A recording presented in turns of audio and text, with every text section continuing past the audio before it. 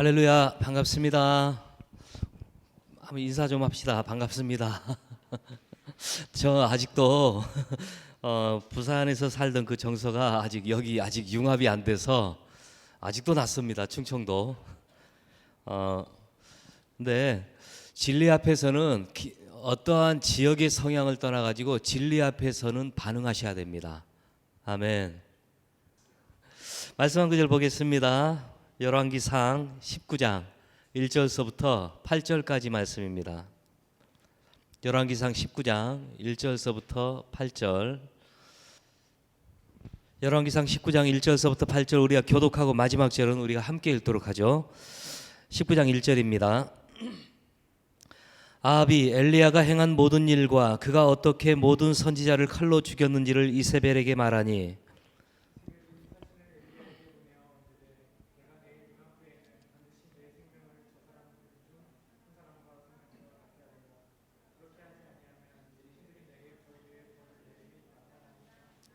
그가 이 형편을 보고 일어나 자기의 생명을 위해 도망하여 유다에 속한 브엘세바에 이르러 자기의 사환을 그곳에 머물게 하고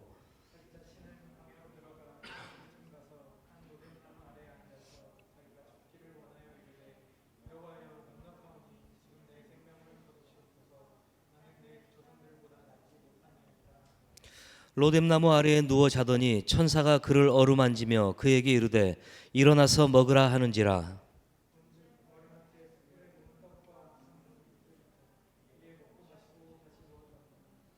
여호와의 천사가 또 다시 와서 어루만지며 이르되 일어나 먹으라 내가 갈 길을 다 가지 못할까 하노라 하는지라. 같이 읽습니다.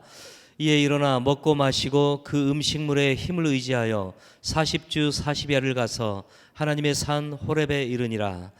아멘. 유명한 본문입니다. 로뎀나무 아래에서 지금 우리가 세상을 살아가면서 사회생활 할 때도 그렇고 직장생활, 지금의 사회는 직장에서도 또한 사회에서도 가정에서도 참 많은 위로가 필요한 시대입니다. 여러분들 위로가 필요하죠? 동일하게 저희 목회자들도 저도 위로가 필요하고 우리의 자녀들도 참 많이 위로와 격려가 필요합니다. 오죽했으면 격려와 칭찬은 고래도 춤추게 한다라는 그러한 책이 베스트셀러가 될 정도로 이 시대에 어울리는 책들이죠. 그만큼 현대인들에게는 참 위로가 많이 필요합니다. 그런데 이 시대 속에 살면서 위로를 얻기가 쉽지 않은 게 또한 현실인 것 같습니다. 그래서 사람들은 위로를 찾으려고 세상에서 별 군데를 다 찾아다닙니다. 근데 얻지를 못해요.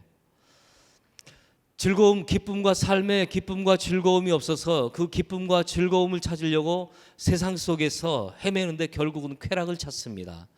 결국은 쾌락은 뭡니까? 영적으로 피폐해져 가기 시작하죠. 위로에 메말라 있는 이 시대를 살아가는 우리들에게 오늘 이 본문은 소망을 갖게 하는데, 왜냐하면 하나님은 우리를 위로해 주시는 분이라고 오늘 본문에서는 소개하고 있기 때문입니다. 이 앞장인 18장에서는 엘리야 선지자와 바알의 선지자 450명이 서로가 섬기는 신에게 갈멜산의 제단에서 이제 불을 내려달라는 영적인 대결이 벌어지죠. 바알은 아무런 반응이 없습니다. 바알의 450에 바알과 아세라의 선지자들 850명, 이 바알의 선지자들 450명이 자기 몸을 자해하면서까지 우상에게, 그들의 신에게, 바알에게 불을 내려달라고 부르짖었지만 아무런 반응이 없죠. 그런데 하나님께서는 엘리야의 기도에 불로 응답하심으로 인해서 엘리야는 어떻게 합니까? 바알의 선지자들 엄청난 영적 승리를 거둡니다. 그리고 이 선지자들을 다 모아다가 시내가에서 다 죽이죠. 거기다가 또한 3년 반이나 가뭄으로 고통받던 이스라엘 땅에 장대비를 부어주시는 능력을 하나님은 또한 베풀어 주십니다. 그런데 지금은 이렇게 위대한 선지자 엘리야가 지금 놀라운 말을 하고 있어요. 하나님 앞에서 자신을 죽여달라고 하고 있습니다. 엄청난 승리, 갈멜산에서 외치고 있죠. 백성들을 다 모아다가 너희는 바알과 하나님 둘 중에 하나만 섬겨라. 나와 내 집은 오직 여호와를 섬기겠다. 백성들에게 강요합니다. 선택을 강요하죠. 그러면서 백성들이 아무 말도 안 합니다. 그러자 엘리야는 어떻게 합니까? 하나님 앞에서 자기 하소연을 합니다. 한탄을 내요. 나만 남았나이다. 하나님 편은 아무도 없고 다 이 땅의 백성들은 우상인 바알에게 속해 있습니다. 나만 남았나이다. 너무나도 외로워하는 지금 상태입니다. 그런 상태, 그럼에도 불구하고 하나님은 엄청난 갈멜산에서의 승리를 주시고, 그리고 비까지 이스라엘 전역 가운데 비가 내리죠. 엄청난 승리를 갈멜산에서 거둔 이유입니다.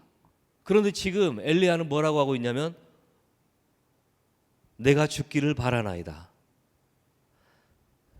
하나님, 이제 저를 죽여주십시오. 왜겠습니까? 이 위대한 선지자가 자신을 죽여달라고 하나님께 자청하고 있는 것은 아합의 아내이자 이방 여인이었던 이세벨, 아합의 왕비로 북이스라엘 가운데 왔죠.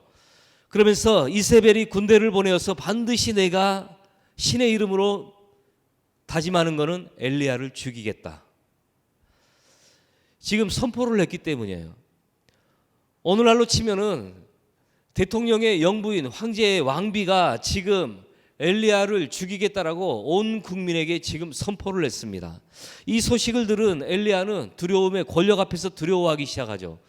얼마 전까지만, 바로 어제까지만 해도 갈멜산에서 엄청난 영적 승리를 거뒀는데 지금 엘리야는 절망 가운데 있습니다. 그리고 어떻게 합니까? 북이스라엘의 경계를 넘어서 남쪽 남유다의 그 유다 땅인 이 브엘세바로 도망갑니다. 그리고 남유다의 광야, 유대 광야로 들어가죠. 그리고 로뎀나무 아래 앉아서 하나님, 이제 저를 죽여주십시오. 저는 이제 아무 힘이 없습니다. 정상에 섰다가 갑자기 깊은 나락으로 푹 떨어지는 그런 느낌입니다. 인생을 포기하려는 모습을 지금 본문에서는 엘리야의 상태에 대해서 얘기하고 있죠. 갈멜산에서 그렇게 당당했던 엘리야와 지금의 로뎀나무 아래의 엘리야의 모습 중 어떤 게 진짜 엘리야의 모습일까? 사실 우리 모두는 한 번쯤은 다 경험하고 있죠. 지금 우리는, 지금의 우리의 모습은 이 두 모습 중에서 어떤 모습에 더 가깝습니까? 갈멜산 위에서 당당했던, 우상 앞에서 당당했던, 목숨을 걸고 싸웠던 엘리야의 모습입니까? 아니면 권력 앞에서 두려움 가운데 절망해가지고 지금 북이스라엘의 경계를 지나서 남유다 광야로 숨어 들어갔던 이 로뎀나무 아래서 죽기만을 바라는, 외로움 가운데 몸서리치는 그러한 엘리야의 모습입니까? 우리가 컨디션이 좋을 때는 당당하고 모든 것을 할 수 있다라는 그러한 자존감과 자신감이 넘치는 그러한 상황 가운데 있지만, 어떤 때는 환경 앞에서 너무나도 위축돼 가지고 아무것도 하지 못하고 소리조차 지르지 못하고 그냥 환경 앞에서 두려워하면서 숨지기며 숨어 생활하는 우리의 모습들이 있다라는 것이죠. 우리도 한 번쯤 이런 무기력증이나 우울증을 경험할 때가 있었을 것입니다. 오늘 우리가 엘리야의 모습을 보면서 각자에게 말씀하시는 하나님의 음성이 들려지는 은혜가 있기를 간절히 소망합니다. 먼저 엘리야의 무기력감은 무엇 때문이었는지를 우리가 보기를 원합니다. 엘리야가 무기력했던 것은 승리 후에 찾아왔던 허탈감 때문이었죠. 원하던 목표를 이뤘습니다. 그리고 그 목표를 이룬 후에 우리는 허탈감을 경험할 때가 참 많이 있습니다. 엘리야는 지난 3년이 넘는 시간 동안 갈멜산에 서게 되는 날만을 기다려왔어요. 그리고 결국은 그 자리에 섰고 우상과의 싸움에서 온 백성들이 지켜보는 앞에서 엄청난 승리를 거두었습니다. 성경 전체에서 손에 꼽을 만큼 그러한 놀라운 역사였죠. 그러한 위대한 승리를 거두었습니다. 하나님과 바알 둘 중에 하나만 섬기라면서 백성들에게 그렇게 선택을 강요하기도 했고, 또한 하나님의 불이 임했을 때 사람들은 바알을 버리고 하나님이 살아계시구나 라고 환호하기 시작했습니다. 엘리야는 스스로 드디어 이 나라에 이제 하나님의 그 하나님 신앙의 회복과 부흥이 다시 시작될 때가 온 것이라고 믿기까지 했습니다. 그리고 또한 사회적으로는 이 3년 가뭄을 끝내는 장대비 폭우가 내리게 되었죠. 목표를 이루고 나니까 3년 동안 기다려왔던 그 목적만을 바라보고 살아왔는데 목적이 다 이루어졌어요. 그러고 나니까 긴장이 풀어지면서 삶 안에 허탈감이 찾아오기 시작합니다. 최고의 절정의 상태에서 엘리야는 지금 갑작스런 추락을 경험하고 있다는 것입니다. 여러분 혹시 그런 거 경험할 때 있습니까? 부흥회 때 은혜를 참 많이 받았습니다. 모든 걸 다 할 수 있을 것 같다. 신앙이 막 올라왔습니다. 그런데 집에 갔더니만 안 좋은 일이 기다리고 있어서 내가 한순간에 그 신앙 다 까먹고 나락으로 툭 떨어지는 그런 거 경험할 때가 있습니까? 또는 내가 목적했던 어떠한 일이 이루어지고 난 다음에 삶의 긴장감이 풀어지면서 이전보다 더 무기력해지는 삶 가운데로 들어간 적이 있습니까? 제가 98년도에 부흥 콘서트 얘기를 자주 하는데 부흥 콘서트 그 부흥이라는 노래가 타이틀곡이었던 전국 7대 대도시를 돌면서 했던 한국 안에 있는 모든 대부분의 유명한 CCM 가수들과 이렇게 집회를 냈습니다. 부산 사직체육관에서 하루 평균 15,000명, 부산 기독교 역사상 아직도 실내에서는 가장 많은 그때 행사를 진행했어요. 기획을 하고. 근데 이틀 동안 3만 명의 사람들이 사직체육관을 들어오지 못하고 그냥 안에 들어온 사람만 3만 명이었습니다. 밖에서 한 10,000명 이상이 그냥 대기하고 있었어요. 몇 개월 동안 그 행사를 기획하고 부산 전역을 다니면서 홍보하고 하나님 앞에 음성 듣고 기도하면서 기도했던 모든 것들이 다 이루어졌습니다. 하나님이 저희들에게 말씀했던 것들이 눈앞에서 이루어지는 것들을 다 봤습니다. 그때 엘리사가 과부의 집에 찾아갔을 때 과부한테 너 먹을 것이 없으니까 온 동네 다니면서 그릇을 빌어오라고 얘기하죠. 빌어왔을 때 그 그릇을 달아오니까 거기에 기름이 막 부어지기 시작합니다. 더 이상 하나님의 기름 부음이 받을 그릇이 없을 때 그 기름 부음이 멈췄다라는 말씀을 하나님 그때 제게 약속의 말씀으로 주셨어요. 그래서 확신을 했죠.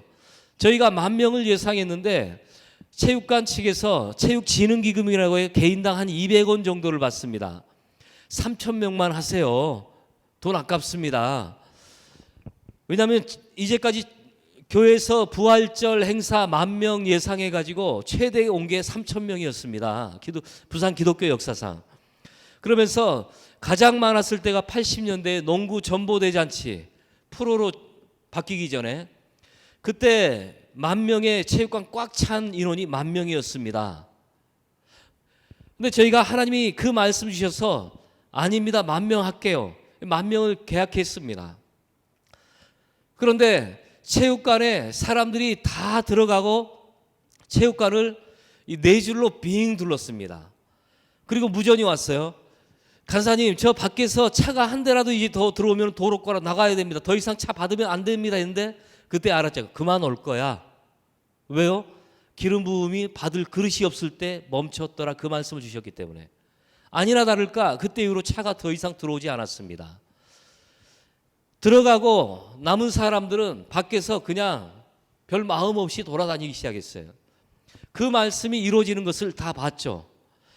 그렇게 제 인생 안에서 하나님이 놀랍게 역사하셨던 그 하나님의 음성대로 다 이루어졌던 사건들을 경험하고 난 다음에 제 안에 한 3개월 정도 번아웃이라고 얘기하죠.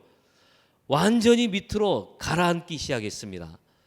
하나님 앞에서 예배도 안 드리고 하나님 앞에서 처음에는 예배 안 드리니까 송구스럽고 죄송스럽고 이러면 안 되는데 그런 마음들이 제 안에 들어오기 시작했어요. 근데 이게 한 달이 넘어가기 시작하니까 예배 안 드려도 살 수 있네. 몸에 배이기 시작합니다. 3개월 동안 그 영적 침체 가운데 들어갔어요. 그리고 나서 3개월이 지났을 때 혼자서 예배 찬양하지도 못하고 혼자서 하나님의 임재 가운데 나갈 힘조차도 없습니다. 무릎을 꿇지 못합니다. 그때가 24살이었습니다.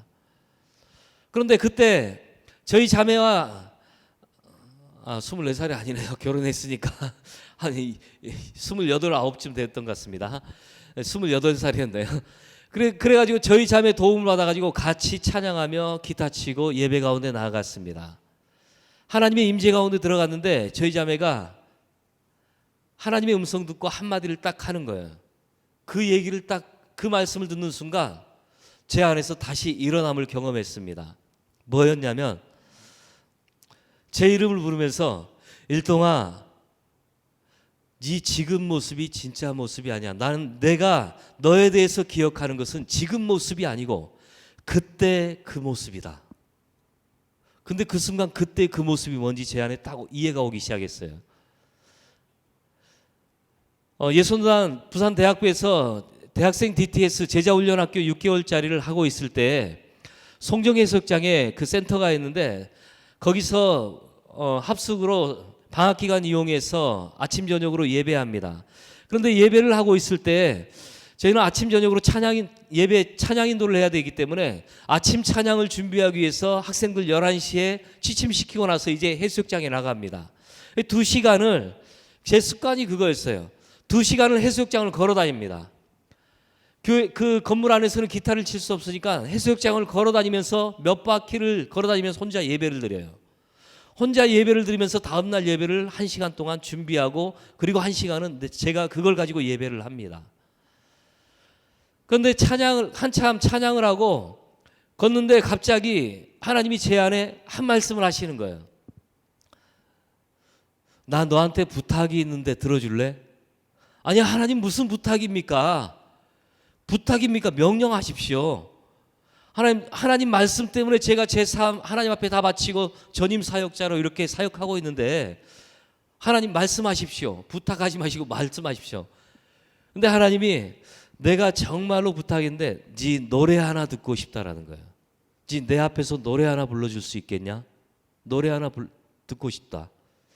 근데 하나님 참 유치하게 말씀하시죠. 근데 그 유치한 말씀 앞에서 저도 유치하게 반응합니다. 하나님 무슨 노래가 듣고 싶으세요? 그때 딱 떠오르는 한 노래가 있었어요. 지금도 그 노래를 제일 좋아하는데 그 당시에 유행했던 주의 아름다움은 말로다. 혹시 아시나요? 내가 주를 경외함으로 주님 앞에. 소양이 그 앨범의 솔로를 불렀던 곡입니다. 근데 그 곡을 불렀어요. 한 10번을 불렀던 것 같아요. 부르면서 해변을 그냥 걸어 다니는데 갑자기 환상이 보이기 시작합니다. 해변가에 해가 딱 석양이 노을 질 때쯤에 한 5, 6살쯤 돼 보이는 어린아이가 해변에 서 있어요. 그런데 그 앞에 한 아버지가 서 있는데 아이와 반무릎 상태로 눈을 맞추고 있습니다. 반무릎 상태로 무릎을 꿇고 아이와 눈을 맞추고 있어요. 그리고 이 아버지의 두 손은 아이의 허리에다가 딱 대고 있습니다. 그러면서 눈을 맞추고 있는데 저는 지금도 그 눈빛이 생각나요. 어느 사람에게서도 볼 수 없는 눈빛이었어요. 그냥 너무 평안한 거예요. 제가 경험했던 예수님이었습니다. 근데 제가 여러분들에게 가끔 얘기하죠. 신앙의 3단계, 성장 3단계, 갓난아기, 어린아이, 청년의 단계 가끔 얘기하잖아요. 근데 제 영적 나이는 27살, 8살 되는데 영적 나이가 5살이었던 것 같아요. 근데 그 아이 앞에서 마주치고 있는데 하나님과 저와의 인격적인 그러한 만남이었어요. 그 당시에 예배만 드리면은 스스로 혼자서 예배하러만 나가면은 정말로 하나님의 임재, 하나님의 성품이 제 안에 몰려오기 시작합니다. 그때 내 기억 속에 필름처럼 각인되어 있는 건 지금 이 모습이 아니고 그때 그 모습이다. 그 순간 그때 그 모습이 딱 떠오르는 거예요. 그리고 제 안에서 위로를 받고 이상하게 다시 힘이 생기기 시작하더라고요. 그리고 회복되어졌던 적이 있습니다. 여러분, 이건 그 본문과는 상관없는 내용인데 만약에 하나님이 언젠가 한번 그렇게 해보고 싶어요. 여러분 앞에 하나님이 저한테 하셨던 것처럼 하나님이 딱 앞에 서 계십니다. 그리고 여러분한테 내 앞에서 노래 하나 불러줄래? 어떤 노래 불러드리겠습니까? 어떤 노래 불러드릴래요? 한번 해볼까요? 음정과 박자 다 무시하고 여러분들이 부르고 싶은 노래 하나씩 자, 한번 해보겠습니다. 이럴 때 아니면 말 나온 김에 이럴 때 아니면 기회가 없을 것 같아요. 잠깐만 여러분들 한번 제가 기도하고 그 시간 잠깐만 한번 가져보죠. 하나님, 이 시간 우리가 하나님 앞에서 각자가 하나님 앞에 부르기를 원하는 노래들 하나님 생각나게 하여 주시옵소서. 주님, 이 시간 드리는 이 찬양이 정말로 하나님 앞에 온전한 예배가 되게 하여 주시옵소서. 여러분 한번 잠시 생각해 보시기 바랍니다. 음정과 박자 다 무시합니다. 소리 제가 들리게끔 여러분도 부르시기 바랍니다. 그래야 부르는 사람이 뻘쭘하지 않습니다.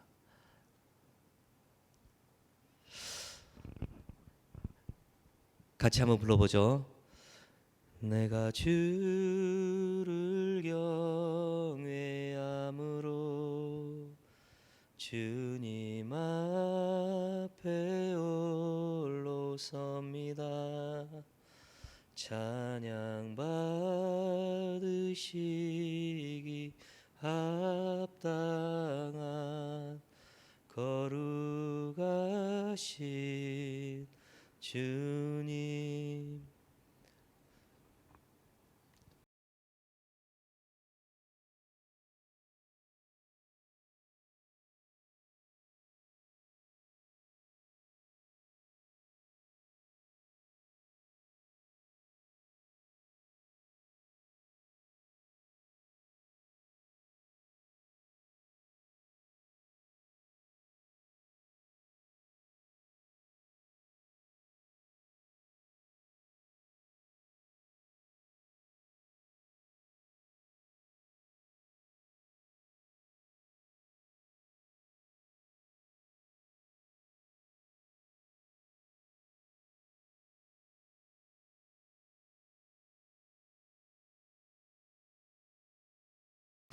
이처럼 엘리야 이런 최고의 절정의 상태에서 승리한 다음에 영적인 허탈감으로 인해서 무기력감 가운데 들어갔죠.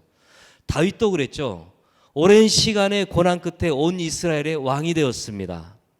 근데 목적을 이루었을 때 그의 타락이 일어나죠.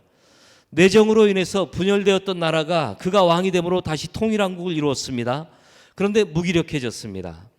밧세바를 빼앗기 위해 하루는 해가 저물 때 왕궁 옥상을 거닐고 있는데 한 여인이 옥상에서 보니까 목욕을 하고 있어요. 음욕이 일어났죠.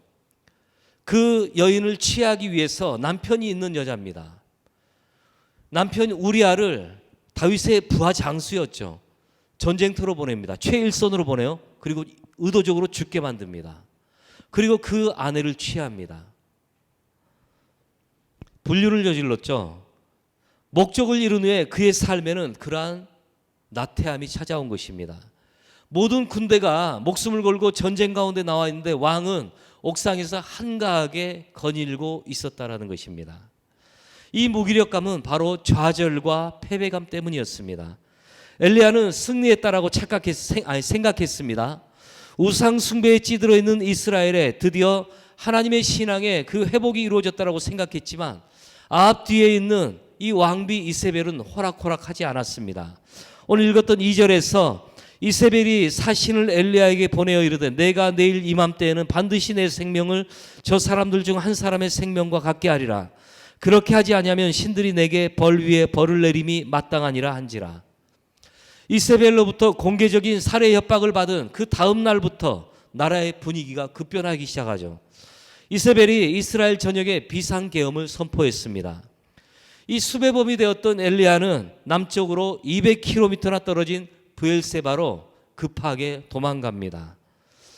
이처럼 패배와 실패는 인간을 무기력하게 만드는데, 그래서 명예가 실추되거나 사업에 실패했을 때 더 이상 할 게 없다라고 느껴질 때 자살을 선택하는 경우가 참 많죠. 사회적으로 불안감도 일종의 이 미래에 대한 좌절과 패배의식의 그러한 증상이죠. 그래서 더 이상 버티거나 승리할 수 없을 것 같은 두려움 때문에 일어나는 것입니다. 엘리야에게 찾아왔던 무기력감은 바로 탈진된 삶이었습니다. 바알의 세력과 싸우기 위해서 엘리야의 삶은 계속적으로 긴장된 삶의 연속이었죠. 아합의 눈을 피해서 살았고 사람이 아닌 까마귀에게 음식을 제공받았고 또한 북왕국에는 있을 수 없어가지고 시돈 땅으로 피신해서 과부로부터 음식을 대접받기까지 하는 힘들고 어려운 삶을 살았던 것이 바로 엘리야의 삶이었습니다. 그렇지만 결국 갈멜산에서 바알의 세력과 영적 대결을 통해서 승리하는 일을 이루어내었습니다. 우리의 몸은 쉬어줘야 하는데 제대로 쉬지 못하면 몸이 반발을 일으키죠. 탈진, 즉 번아웃이라고 얘기하죠. 그래서 다 타버린다면 몸과 정신이 탈질되어지면 무기력감이 삶 안에 찾아올 수밖에 없다라는 것입니다. 이 엘리야에게 찾아왔던 또 한 가지 무기력감은 바로 과도한 부담감 때문입니다. 22절에서 엘리야가 백성에게 이르되 여호와의 선지자는 나만 홀로 남았으나 바알의 선지자는 450명이로다. 엘리야는 갈멜산에서 백성들에게 나만 홀로 남았다라고 얘기합니다. 10절에서도 호렙산의 동굴에서 하나님을 만났을 때에도 하나님 앞에서도 똑같이 얘기해요. 오직 나만 남았거늘 반복합니다. 14절에서도 한 번 더 반복합니다. 여기서도 하나님께 나만 남았거늘. 엘리야는 자기가 쓰러지면 이 민족의 여호와 신앙도 무너질 거라는 과도한 책임감을 가지고 있는 것이죠. 그런데 그것이 잘못된 생각이었습니다. 이런 엘리야에게 하나님은 답변하고 계십니다. 18절 말씀에서 내가 이스라엘 가운데 7,000명을 남기리니 다 바알에게 무릎을 꿇지 아니하고 바알에게 입맞추지 아니한 자니라. 하나님의 답은 네 말고도 7,000명이 있다라는 것이죠. 그런데 엘리야는 이스라엘을 위해서 자기가 최후의 보루인 것처럼 자기만 남았다라고 모든 책임을 자기가 지고 있는 것입니다. 주어진 우리 일에 최선을 다한다면 나머지는 그 일을 해야 할 다른 누군가를 통해 하나님은 이루어 가십니다. 내가 해야 될 것이 있고 다른 사람이 해야 될 것이 있죠. 우리는 동서남북에서 기둥이 있습니다. 기둥이 세워져 있는데 우리는 동쪽에서 이 기둥 벽을 바라봅니다. 동쪽 벽을 바라봅니다. 서쪽 벽이 안 보입니다. 근데 이것이 전부인 줄 알아요. 내가 하는 일이 전부인 줄 압니다. 서쪽에 있는 사람들은 또 반대로 이 동쪽이 안 보입니다. 그러니까 서쪽에 있는 사람들은 자기들 하는 일이 전부인 줄 압니다. 그런데 하나님의 일은 퍼즐 맞추기 같은 것이죠. 위에서 보면은 기둥 동서남북 양 사면이 다 보이죠. 사면에서 다 하나님의 일, 이 기둥 앞에서 일을 하고 있는 것입니다. 퍼즐 맞추기예요. 하나님은 내가 해야 될 것과 내가 물러서야 될 것 분별하는 우리가 되기를 원하신다라고 믿습니다. 내가 해야 될 것은 내가 하고 내가 하지 말아야 될 것은 내가 물러설 수 있는 그러한 분별력이 우리 안에 있기를 간절히 소망합니다. 그러지 않으면요, 엘리야처럼 혼자서 모든 과도한 책임을 지다 보면은 그것이 결국은 어떻게 됩니까? 스트레스 받는 거죠. 피곤해지기 시작합니다. 지쳐가기 시작합니다. 한번 여러분들이 하고 있는 거 한번 보십시오. 내가 하고 있는 일 중에서 많은 사람들이 하나님이 시키신 일이 아님에도 불구하고 하나님의 일이라고 착각하고 그렇게 하고 있는 부분들이 또 있다라는 거예요. 저희 안에는 그런 훈련이 되어 있죠. 만약에 하나님이 어떤 사람이 저희에게 플로잉을 했습니다. 10만 원을 헌금을 했다고 치겠습니다. 근데 제가 기도하고 있었어요.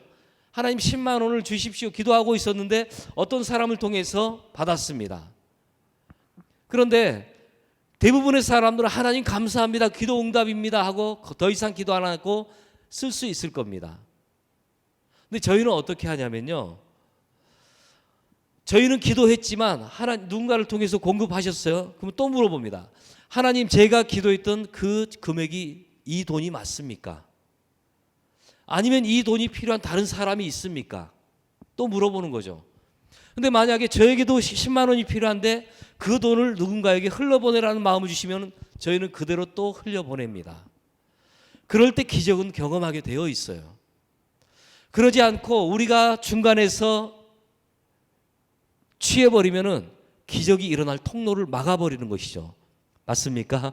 제가 기적 한번 경험했다고 했잖아요. 50명의 사람이 DTS 받을 때 카메라 하나를 누가 내어놨습니다. 헌신의 시간에. 너무나도 아끼는 몇백만 원짜리 카메라입니다. 하나님이 그 형제에게 이 카메라를 누구에게 주어라. 근데 그 형제한테 줬어. 근데 그 형제는 카메라가 필요 없는 형제입니다. 욕심이 들어왔다면요, 그 형제는 이게 뭔떡 하면서 취해버렸을 거예요. 근데 그 형제는 또 기도했죠. 그 몇백만 원짜리 앞에서 하나님 이거 저 필요하지 않는데 왜 주셨습니까? 기도했죠. 그러자 이 형제가 또 다른 사람이 떠오르게 했습니다. 또 다른 형제에게 넘겼습니다. 근데 그 형제도 동일하게 카메라 다룰 줄도 몰라요. 또 똑같이 기도했습니다. 근데 어떤 형제에게 갔습니다. 근데 그 형제도 마찬가지예요. 40 몇 명을 돌았습니다. 근데 결국은 누구한테 온 줄 아세요? 원래의 주인이었던 그 형제에게 다시 돌아왔어요. 여러분, 이거 기적이에요. 절대 그렇게 안 됩니다.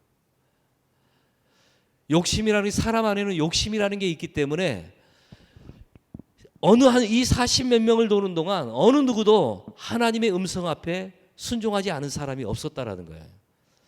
근데 그 중에 한 사람이, 그것도 그 자리에서 했던 게 아니고요, 다 흩어져 있는 숙소 생활을 하고 있는 그 상황에서, 그 상황 가운데서 어느 누구도 욕심이 개입되지 않고 하나님의 음성 가운데 순종하다 보니까 이 40 몇 명을 한 바퀴 삥 돌아가지고 원래 그 주인에게로 다시 돌아왔던 그 경험을 한 거예요. 놀랍지 않습니까? 너무 놀랍습니다.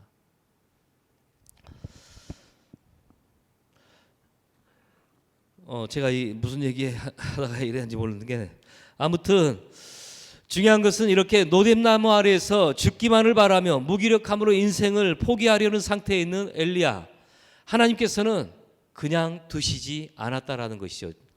이게 중요한 겁니다. 우리가 아무리 지쳐있다 할지라도 우리의 삶에는 많은 위로가 필요한다라는 거 나보다 하나님이 더 잘 아시죠. 하나님은 우리의 상태를 그냥 내버려 두지 않으신다라는 거예요. 그리고 로뎀나무 아래에 엎드려져 있는 엘리야를 하나님은 찾아오십니다. 하나님은 이 엘리야를 위하여 로뎀나무를 예비하셨는데, 혹시 로뎀나무가 어떤 나무인 줄 아시는 분 계세요?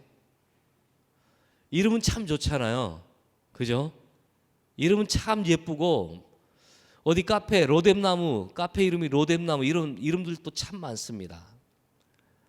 멋진 나무일 거라고 생각하지만 사실은 잎이 무성한 아름드리 나무가 아닙니다. 쌀이나무 혹시 아십니까? 이파리가 피지 않는 가시나무라고도 얘기할 수 있죠. 로뎀나무는요, 사람이 그 안에 쉴 만한 나무가 아닙니다. 광야에서, 더군다나 지금 어디입니까? 엘리야가 지금 유대 광야 가운데 있죠. 사막이에요.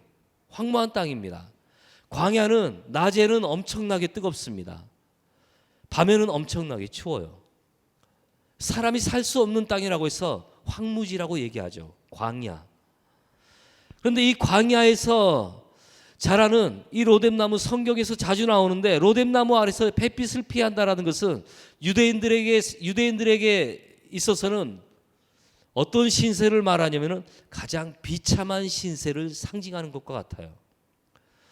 그늘이 지지 않는데, 광야의 이 이스라엘 사람들에게는 어떤 믿음이 있냐면 햇빛은 저주라는 믿음이 있습니다. 이 광야는 햇빛이 너무 덥기 때문에. 그늘은 은혜를 상징합니다. 이들의 사고방식 안에서 로뎀나무는 우리로 치면은 쌀이나무, 즉 대빗자루 아시죠? 빗자루 대나무처럼 생긴 그렇게 뻗어 있어가지고 그늘이 거의 만들어지지 않습니다. 그런데 거기에다가 이 로뎀나무의 작은 그늘에서나마 쉬려고 머리를 들이밀고 있는 모습 한번 상상해 보시기 바라요. 엘리야가 죽고 싶어가지고 나 좀 죽여주십시오 하는데 하나님이 그 땡볕 아래서 로뎀나무 하나를 예비하셨어요. 햇볕이 잘 들지도 않지만 조그마한 그늘이 딱 지자 거기에 엘리야는 거기서 조그만 은혜라도 찾으려고 머리를 들이내밀고 있는, 목 밑으로는 지금 땡볕에 노출되어 있습니다. 얼마나 이게 지금 이스라엘 백성들에게는 생각한다면 비참한 삶입니까? 그런데 엘리야에게는 이 조그만 로뎀나무가 유일한 안식처였고 쉼의 공간이었고 거기서는 천국이었어요. 한 뼘만한 이만한 그늘이라도 질 수 있는 곳, 거기에 머리라도 들이내밀 수 있는 그 그늘이 있는 게 엘리야에게는 은혜였다라는 거예요. 지금 우리의 삶 안에 로뎀나무와 같은 것이 있습니까? 사람이 될 수도 있을 것입니다. 어떤 사람에게는 누군가를 만나면 내가 위로를 받고 그늘이 그 사람이 나의 그늘이 되어질 수 있는 어떤 사람이 될 수도 있겠죠. 소망하는 것은 우리 청년 예배가 그러한 로뎀나무가 되어지기를 간절히 소망합니다. 세상이라는 광야에서 그렇게 살아가고 힘들게 살아갈 때 교회가 바로 그러한 로뎀나무가 되어지기를 간절히 소망합니다. 나에게 쉼과 마음의 휴식을 제공할 수 있는 곳, 그곳이 어디인지 우리가 힘들고 지칠 때 하나님은 우리에게 이러한 로뎀나무를 준비해 주신다는 것을 믿는 여러분들 되시기를 소망합니다. 그리고 하나님은 엘리야를 책망하지 않으시고 오히려 잠든 엘리야를 깨우죠. 그를 어루만지셨다라고 얘기하고 있습니다. 5절 말씀에서 로뎀나무 아래에 누워 자더니 천사가 그를 어루만지며, 7절에서도 여호와의 천사가 또다시 와서 어루만지며, 엘리야를 깨우기 위해서 흔들어 깨우지 않고 누군가는 발로 툭툭 치면서 일어나라고 할 수도 있겠지만 부드럽게 어루만졌다라고 얘기하고 있습니다. 힘들 때는 곁에 있으면서 어루만져주는 사람이 필요하죠. 탁 치면서 하는 사람이 아니고 쓰다듬어 주면서 힘들지라고 할 수 있는 사람이 필요하죠. 내가 너무 힘들 때 누군가 나에게 이렇게 어루만질 때 어떤 느낌이 들어옵니까? 어루만진다라는 것은 위로와 함께 사랑과 긍휼함을 표현하는 것입니다. 그 마음 안에 함께 공감한다라는 거예요. 힘들지. 그래서 터치한다라는 효과는 터치의 효과는 굉장히 크다라는 것은 학자들이 논문도 많이 발표됐잖아요. 터치. 유명한 책도 있죠. 터치의 능력. 사랑을 받으면 꺼져가던 불씨가 우리 안에서 다시 살아나게 됩니다. 어떤 단체에서는 서로 사랑의 터치라는 그런 운동도 벌이고 있죠. 또한 하나님은 엘리야에게 어루만질 뿐만 아니라 잠과 음식을 주심으로 지친 육신 또한 쉬게 하셨습니다. 6절에서 본즉 머리맡에 숯불에 구운 떡과 한 병 물이 있더라. 이에 먹고 마시고 다시 누웠더니 육신의 피로가 풀려야 마음도 다시 살아나기 시작합니다. 그래서 우리에게는 휴가라는 것이 존재하는 것이죠. 근데 휴가는 우리의 삶 안에 삶의 재충전의 시간이죠. 맞습니까? 근데 부산이 휴양도시죠. 5대 해수욕장이 있죠. 광안리, 해운대, 송정, 다대포, 그리고 또 한 군데 송도 해수욕장. 유명한 해수욕장들이죠. 2달 동안 7, 8월 2달 동안 4천만 명 이상의 사람들이 그 해수욕장을 찾아갑니다. 뭐 거기에 절반 이상은 부산 사람들이겠지만, 근데 왜 왔겠습니까? 거기에 외지인들이 놀러 왔죠. 왜요? 왜 놀러 갑니까? 놀면은 재밌잖아요. 재미를 느끼면은 우리 안에 에너지가 일어나기 시작합니다. 삶의 기쁨과 즐거움이 일어나기, 왜? 하나님의 성품이기 때문에. 하나님이 창조의 질서 가운데 놀면은 즐거움이 일어나고 즐거움은 우리에게 힘이 되어지기 시작합니다. 그러면은 휴가 가서 재밌게 놀았으면은 다음날 이제 출근할 때 에너지 넘치는 모양으로 출근해야 되잖아요. 근데 완전히 삶이 피폐해져 가지고 다음날 출근합니다. 더 피곤해져요. 왜 그렇습니까?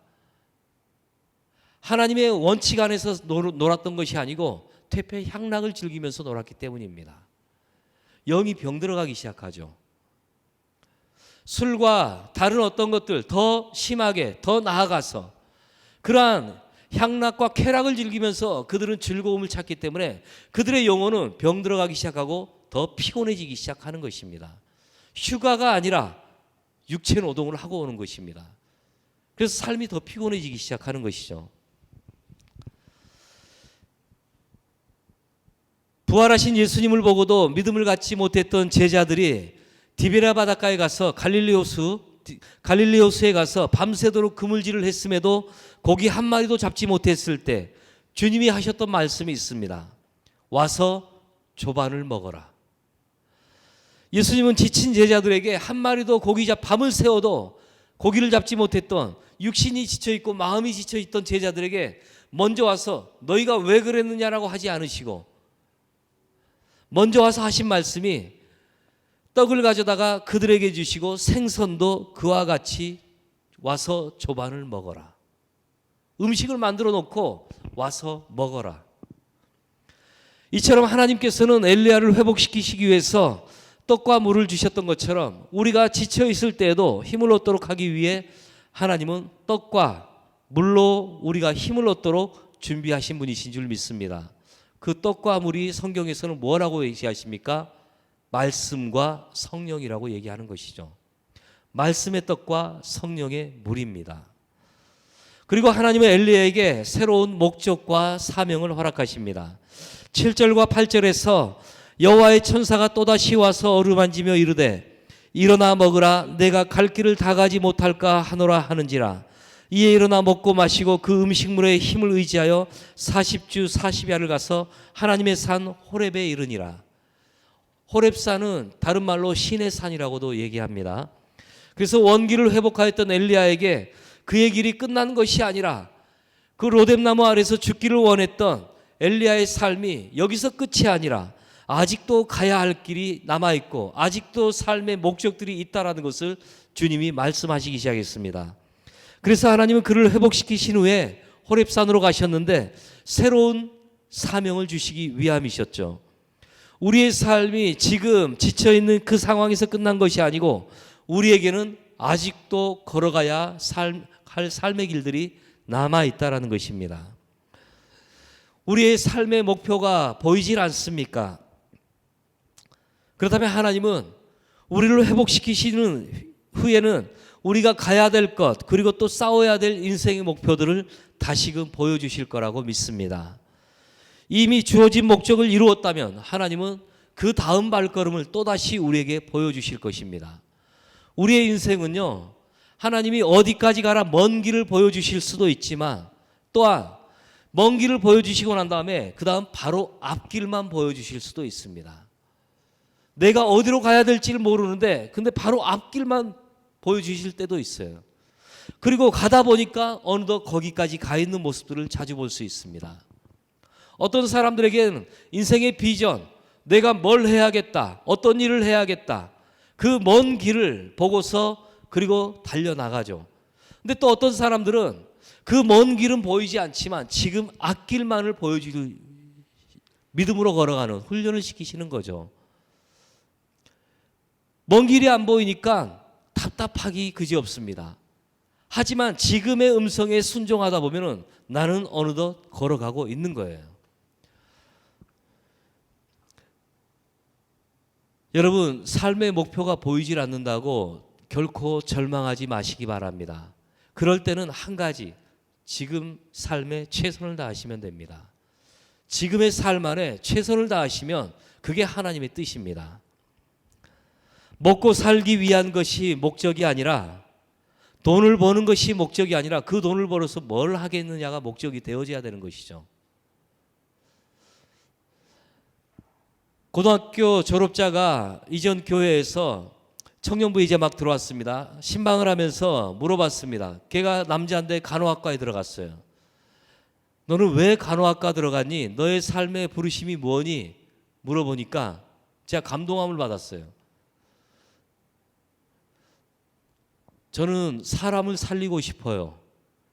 그런데 사람을 살리고 싶은데 직업이 두 개가 있더라고요. 하나는 의사, 하나는 간호사. 간호사는 의사를 도와서 사람을 살리는 거잖아요.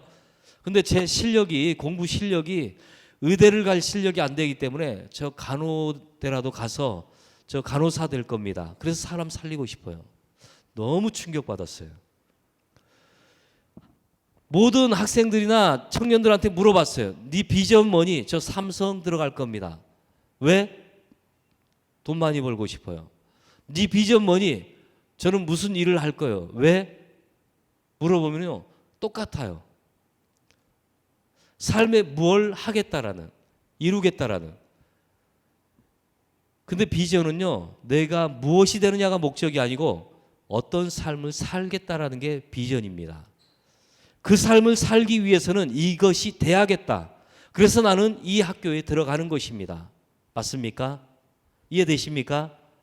여러분의 삶의 목적, 예수님도 그렇죠. 예수님도 이 땅에 오신 목적 자체가 죄인들의 친구가 되기 위해서, 잃어버린 영혼들을 찾기 위해서 이 땅에 오셨습니다. 그러기 위해서는 십자가를 져야겠다라는 거예요. 십자가를 지는 게 목적이 아니에요. 이 백성들을 살리기 위해서는 내가 십자가를 져야겠다. 그래서 나는 십자가를 지기로 결정했다. 이게 예수님의 비전인 것이죠. 우리의 삶 안에 내가 어느 직장에 들어가겠다, 이게 목적이 돼서는 안 된다는 것이죠. 그 목적이, 거기 들어가서 뭐 하려고, 내 비전을 이루기 위해서 이 직장이 필요한 거죠. 그래서 나는 이 직장 들어가는 것입니다.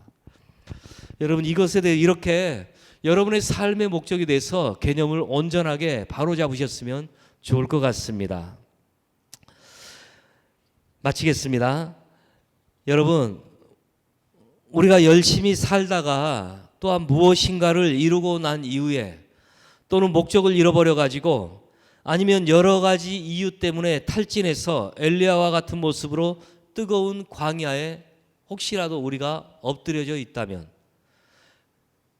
그럴지라도 하나님은 우리에게 찾아오시는 분이십니다.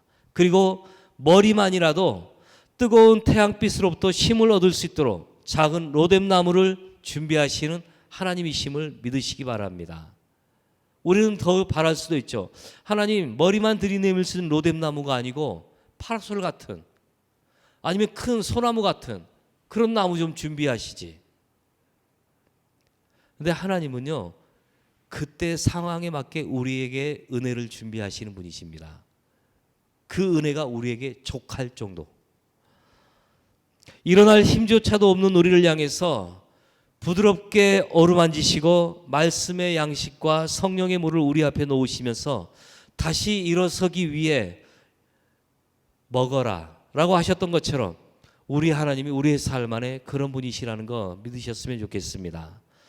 그리고 힘을 내어서 우리가 가야 될 길들을 보이시고 그 길들을 하나님은 열어주신다는 거 여러분 믿으시기 바랍니다. 아무쪼록 힘들다고 포기하지 마시고, 광야의 로뎀나무 아래에 있는 엘리야를 찾아오셨던 그 하나님 의지함으로 지금의 상황들 잘 이겨내는 우리 모두가 되시기를 주님의 이름으로 축원합니다.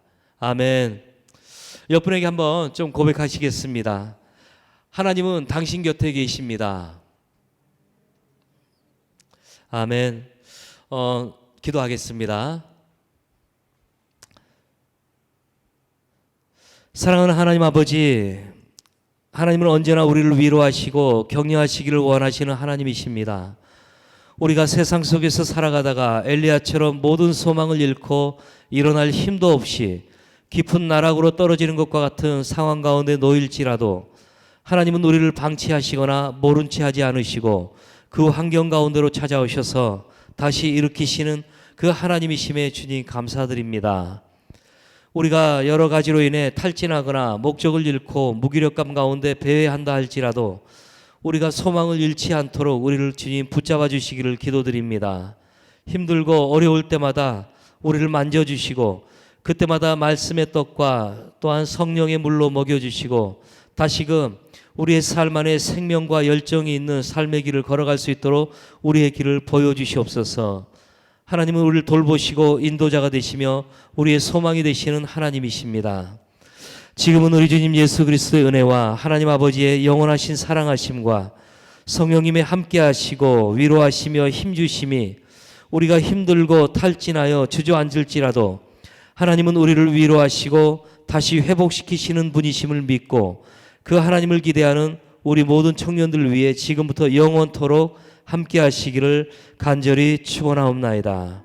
아멘.